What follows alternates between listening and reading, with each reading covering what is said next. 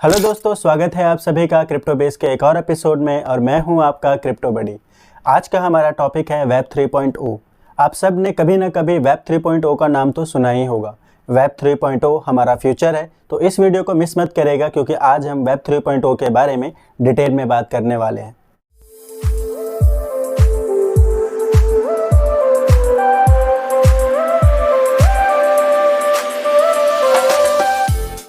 Video शुरू करने से पहले एक छोटा सा डिस्क्लेमर। स्कूल में मैं बहुत ही कमज़ोर बच्चा था। फाइनेंशियल किताबें पढ़ने से मुझे नींद आती थी, तो मैं फाइनेंशियल एडवाइज़र नहीं बन पाया। इसलिए आप अपनी इन्वेस्टमेंट के लिए अपनी फाइनेंशियल रिसर्च खुद करें। ये वीडियो मैंने सिर्फ एंटरटेनमेंट और नॉलेज के पर्पज़ से बनाई है। जैसे किसी भी अच्छी मूवी का डायरेक्ट थर्ड पार्ट देखने से पहले आपको पहले 2 मूवी की स्टोरी पता होनी चाहिए, उसी तरीके से वेब 3.0 क्या है उससे पहले आपको वेब 1 और वेब 2 क्या है ये पता होना भी ज़रूरी है। वेब 1 पहला इंटरनेट था। इसे स्टैटिक वेब भी कहा जाता है। 1990 के करीब जब ये स्प्रेड हो रहा था तो उस टाइम इंटरनेट के रिसर्चर में से एक थे टिम बर्नर्स-ली। आप इन्हें फादर ऑफ इंटरनेट भी कह सकते हैं। ये फंडामेंटली 3 टेक्नोलॉजी से मिलकर बना है। पहला है HTML हाइपरटेक्स्ट मार्कअप लैंग्वेज, दूसरा है URL यूनिक रिसोर्सेज लोकेटर और चौथा है HTTP hypertext transfer protocol. Web 1 static web होने की वजह से ये ज़्यादा यूजर फ्रेंडली नहीं था। इसका ज़्यादातर यूज ईमेल करने के लिए या फिर रियल टाइम न्यूज़ पढ़ने के लिए किया जाता था। इसके अलावा ये सिर्फ वन वे फंक्शन करता था। इसमें कोई भी कंटेंट सिर्फ उन कंपनियों द्वारा ही अपलोड किया जा सकता था जो वेबसाइट को होस्ट करते थे। इसमें यूजर्स ज़्यादा इंटरेक्ट नहीं कर सकते थे, इसलिए इसे रीड ओनली वेब कहते हैं। और उस दौर में एप्लीकेशन क्या होता है ये तो किसी को पता भी नहीं था। उसके बाद वेब 2.0 का कॉन्सेप्ट आया। यहाँ से इंटरनेट का स्ट्रक्चर ही चेंज हो गया। कुछ एडवांस टेक्नोलॉजी इंट्रोड्यूस हुए जैसे जावास्क्रिप्ट, CSS और HTML5।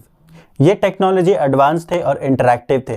ये यूजर्स को अलाउ करते हैं अपना खुद का कंटेंट अपलोड करने के लिए। जहाँ वेब 1 सिर्फ रीड ओनली वेब था, वहीं वेब 2 रीड एंड राइट दोनों है। इसे सोशल वेब भी कहते हैं क्योंकि उस टाइम इनोवेशंस हुए थे मोबाइल एप्लीकेशन में।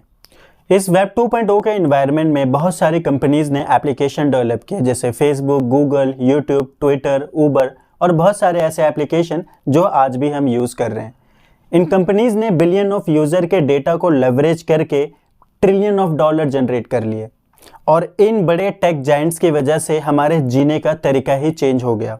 हम जिस तरीके से खाना ऑर्डर करते हैं, कैब बुक करते हैं, लोगों से इंटरेक्ट करते हैं और किस तरीके से ऑनलाइन पेमेंट करते हैं, सब कुछ ठीक है, लेकिन सिवाय इस चीज़ के कि ये सब कुछ कंट्रोल करती हैं ये बड़ी बड़ी कंपनीज़। ये हमारे इंफॉर्मेशन के गेट कीपर बनकर बैठे हुए हैं। ये सारी कंपनियां सेंट्रलाइज्ड हैं और ये जो भी वैल्यू क्रिएट करते हैं हम यूजर्स उसके पार्टिसिपेंट नहीं हैं। इसलिए वेब 3.0 इंटरनेट का नेक्स्ट जनरेशन है, जहां लोगों का इन्विजन है कि ये डिसेंट्रलाइज हो और परमिशन लेस हो।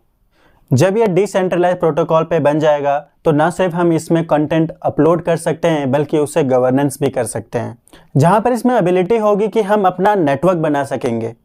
तो आप सोचिए ये होगा रीड, राइट और ऑन इंटरनेट।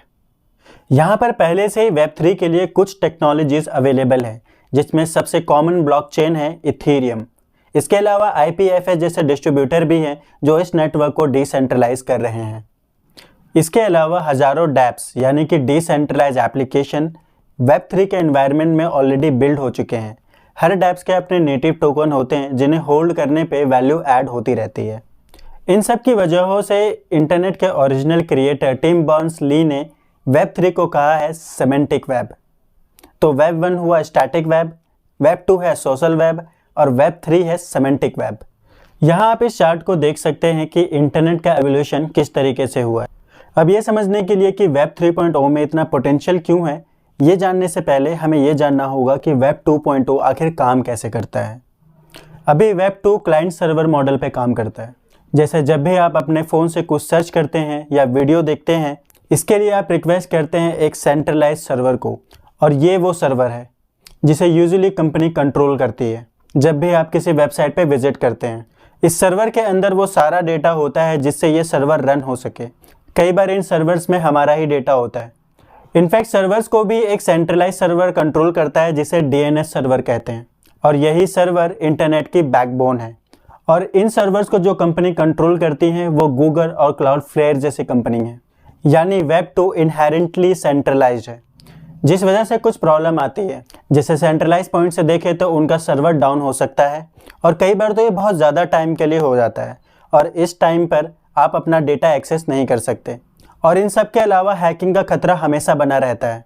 साइबर क्राइम के लिए तो ये बहुत अच्छा बिजनेस है।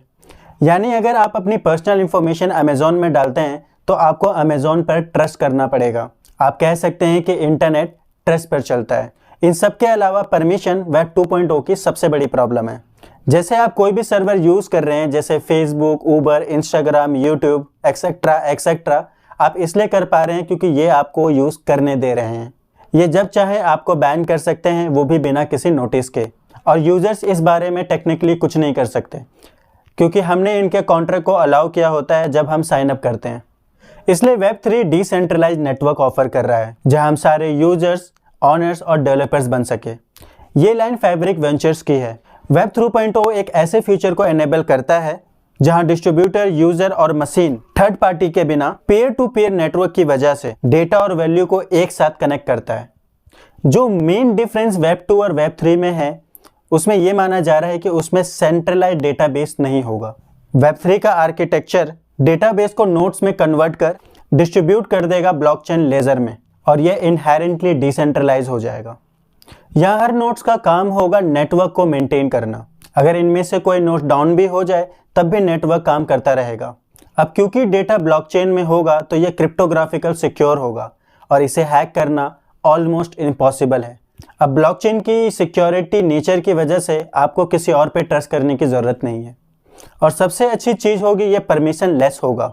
आपको किसी भी वेबसाइट या एप्लीकेशन को एक्सेस करने के लिए सिर्फ अपने डिसेंट्रलाइज्ड वॉलेट को कनेक्ट करना होगा।